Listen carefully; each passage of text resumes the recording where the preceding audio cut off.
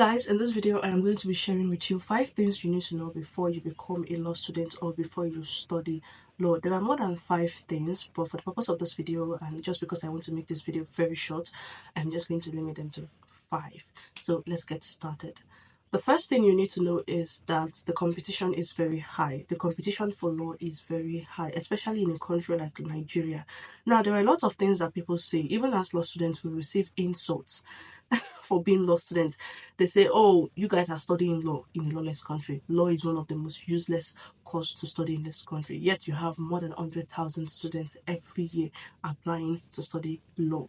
I have a cousin who wants to study law in a lawless country.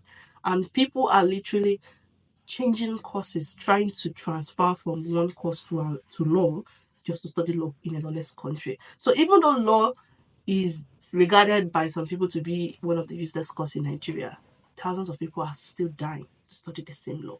So it is very competitive. You have that competition at the entrance when you're about to study law. And what do I mean by competition at the entrance is that apart from the fact that allegedly some lecturers do have access or they do have this opportunity to scout, or they have the slots, let me put it that way, they have slots that they can give to people who even have less than the cut-off marks sometimes to study law. Some people get to benefit from that. And then you even have competition within your classmates. You have more and more competitions. You have a lot of competitions. Majorly, people are dying or trying to prove themselves to be the best in the field, which is not a bad thing. But if you are this kind of person that you really don't do much of those things, I don't know how to put it, but you're going to feel left behind. There's a high chance you're going to feel left behind, or you're going to feel like if you're not doing anything. You're going to see your classmates having lots of degrees. They have done this, they have achieved this, they are done. They'll be giving themselves like 15 achievements. They'll list like 15 achievements, and you're there just wondering how the hell did they even get this 15? Exactly did these competitions come out from? So once you are coming into law, just know you are coming in to compete with a lot of other people in the field. A lot of both in your school and outside the school. So the competition is very, like, I don't know how I can explain it to you, but the competition is just there. The second thing you need to know is that it does not get any easier. Because for each level you go to, level 1, level 2, level 3, level 4, down to the 5th level before you go for your law school, it doesn't get any easier. I've seen a lot of videos from my seniors in law school, and these people are literally crying. They cry a lot. They cry a lot. Some of the testimonies, I don't even know if I should consider them testimonies, because there's nothing testimonial about this one. People running mad, some people having to faint or slumber or do something from anxiety and a lot of things. It doesn't get any easier at all. It just seems as if for each class you get into, for a new class that you move into, it gets tougher. Okay, it gets tougher. Right now I'm in my 3rd year, and my 3rd year is most definitely harder than my 2nd year. And now people that are in their 4th year are even telling us that, oh, you guys have it easy. Come to 4th year. Once you people come to 4th year and you start doing land law and you start doing this law, equity, you start doing this law, you're going to feel like crying.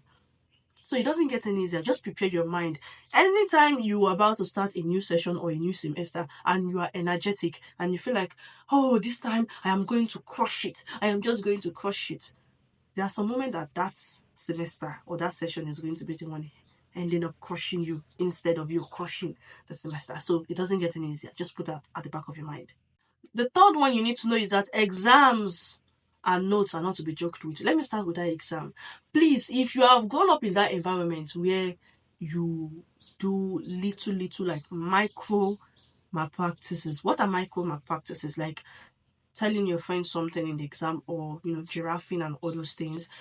Practices that don't really include you taking a whole notebook or your phone into the exam, or those are micro practices. So if those are things that you do, please try to minimize them a lot when you want to write law exams. Law exams are not to be joked with. Law examinations are not to be joked with. See, I'm a kind of person that I believe that you can help people in the exam hall. Okay, I do believe. But it depends on the location. It depends on the situation at hand. I will not risk it. I will never ever risk it. So far as I believe in this helping stuff, because I won't lie, I did some of those things when I was in secondary school, okay? We helped each other out and all those things. But when it comes to law exams, don't try it. In every of my law exam, I have a coursemate of mine that we sit. Whenever they arrange us accordingly to our math number, according to our math number follows mine. All right. So whenever she's sitting next to me and she just be like, Jennifer, please help me number one, number two.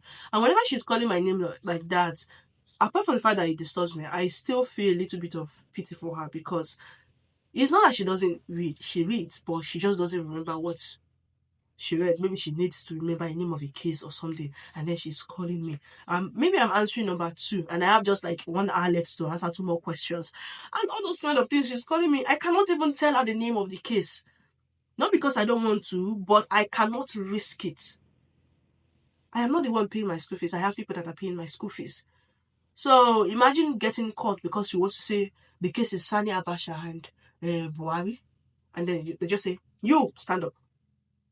Exam practice form, please bring it."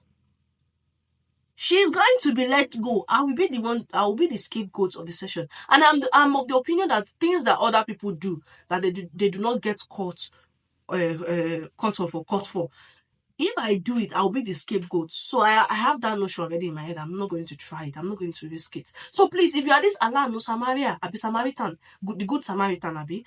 So if you are the Allah no Samaritan, you are very nice. You pity a lot of people. When it comes to a law exam, don't you dare it.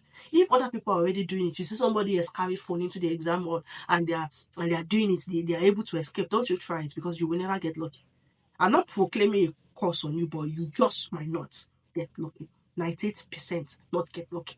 So please don't risk it. If your name enters the black book or you fill the malpractice form, that is going to affect you when you get to law school. That is what I heard. People literally have gotten rusticated, or they gave them an extra year. So when they are supposed to graduate with their mates, they could not, because they caught them cheating in the exam. So please don't risk it. And then you cannot claim to be a law student if you don't have notes. You need to have notes. I cannot imagine you are not having notes. You are studying law. What do you think? Are you? I can't believe, because I've already said all I wanted to say in one of my videos regarding how to prepare for exams or stuff like that. So I'm not going to say much, but please have your notes ready. The fourth thing you need to know is that there are many fields when it comes to law. You can practice in many areas. I cannot tell you the areas because I did not do much research about those areas to want to show to you guys, but you can make your own research so that you can know which one you want to do when the time comes for it. And also you can decide to go for the advocacy aspect, be in court, do all the shouting, do all the advocacy, everything you want to do, you can do, or you can just go behind the scenes and serve as a lawyer in that very aspect. So there are no limitations. You can work anywhere, everywhere, anytime. Depend on your mood. So you do a little bit of research about that. And the last one is that mix with people that are very knowledgeable in your class or in the faculty. Don't be a solo scholar. It might not work for you. All right? Because there are some concepts or there are some things that you just won't understand them. Yeah, you just won't understand them until they explain. And also, when you meet with people that are scholars, that are very knowledgeable, some of them have upper hand than you in getting to a lecturer, in getting to know what a lecturer likes. So if you are like this, oh, I'm an introvert, oh, I don't like mixing, I don't like talking to people, you are shortchanging yourself, or how will I put it? You are not favoring yourself in any way by doing that. You're not favoring yourself. So try to locate people that are very smart in your class. People that are, they ask questions a lot, they do those things a lot. Get close to them. Form a kind of study friendship. Not close friendship, okay? Because I understand that you might not be this person that loves packing friends. Oh, no, I don't pack friends, so you don't need to pack friends. But just form this kind of academic relationship with them. And make sure that it is not the relationship where you have to benefit from them alone. Also have something that you give in return.